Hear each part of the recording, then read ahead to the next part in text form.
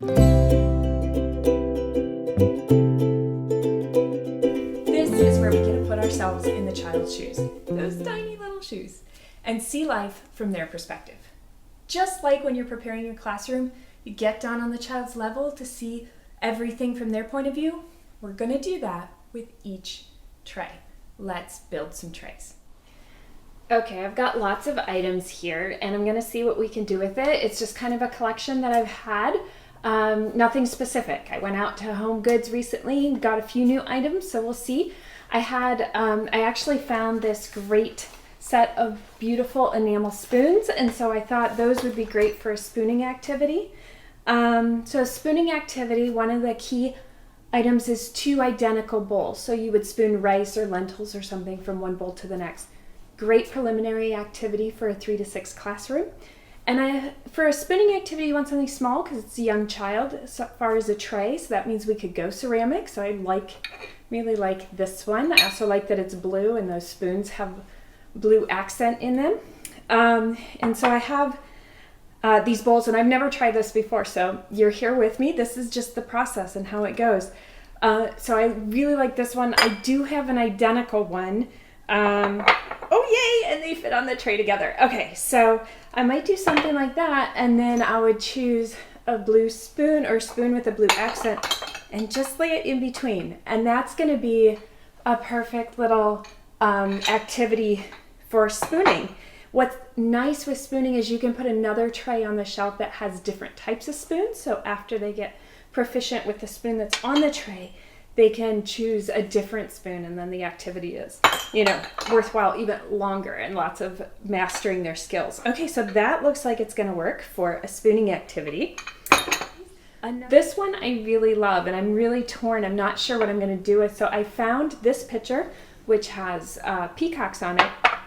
And then I found this pitcher which has toucans on it, and they're identical size, and they have the same capacity in them. So for doing a transfer pitcher to pitcher, it would be perfect, right? So I could do a grain pouring in this, and I wonder if I could put them.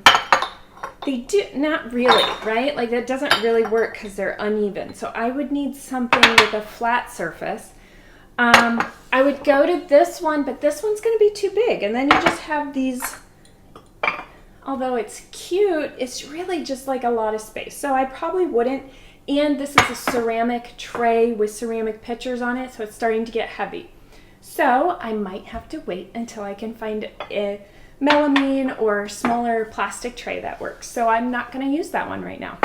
So I have this other idea, which is I've got this tray with a toucan on it, and I just thought that would be so fun if I had an activity that had a toucan and a toucan. And this is what happens when you collect for years. You're like, wait a minute. So something you could do, and this isn't, like I said, I'm just working through this, but maybe this is flower arranging. There is a leaf on here, or maybe it's a plant care activity. Maybe we could do that because there's leaves on here too. And we put this pitcher on here, so that would be for getting water. If it were flower arranging or plant trimming, we'd need a basin to pour that water into, so something like that could work. And I like the blue with the blue. I get this is spotted and this is printed, but they're color coded together. And then I might just need like a little dish to put a sponge in, and I could put it right there. If it were going to be flower arranging or plant trimming, I would need some child-sized pruners or clippers, which would fit there. And I could put a little blue sponge in there. However, I'm thinking we need to put this in order from left to right. So you have to think through the process, right? Like first, we're going to ask them to go get some water. So the pitcher's probably going to go first. And then we're going to ask them to pour the water in the pitcher or in the basin. So that comes next, but maybe that's here. Because you also have to make sure it's balanced, right? So it can't be all the weight on one side or the other. The other thing we could do, so it's not so tippy, you could put this right in the middle and put the pitcher inside. And we could put the clippers here because they're going to use that after. And then just put the sponge over here, or maybe, do I like that square for the sponge? Maybe I like the square dish rather than the circular. I might have to play with that a bit before I know for sure. And that way the sponge is just there, you know, kind of for cleanups as you go along. So it's kind of at any point we would use that. So something like this could work, right? I kind of like that actually. And I was so excited about the toucan matching thing. All right, there are bowls like this that I love, like these types of metal bowls that I think work really well. This is a copper bowl, so pretty.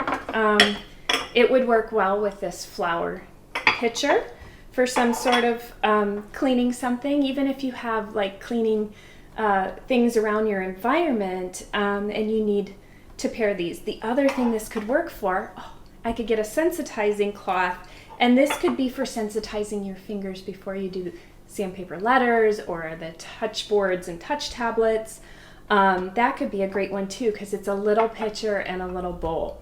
So many different activities that we could build with these. Obviously, you know, lots of different options. I want to make sure that you know that you got to just spend some time putting some different things together and seeing what works for you.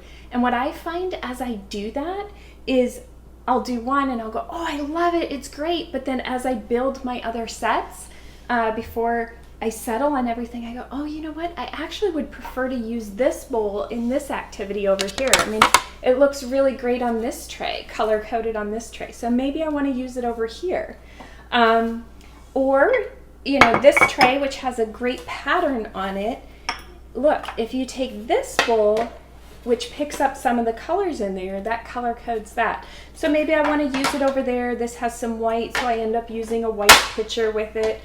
There's some green in the tray. I really think like a green cloth would go great with this. So many different options. So don't limit yourself, as I guess that's my message to you.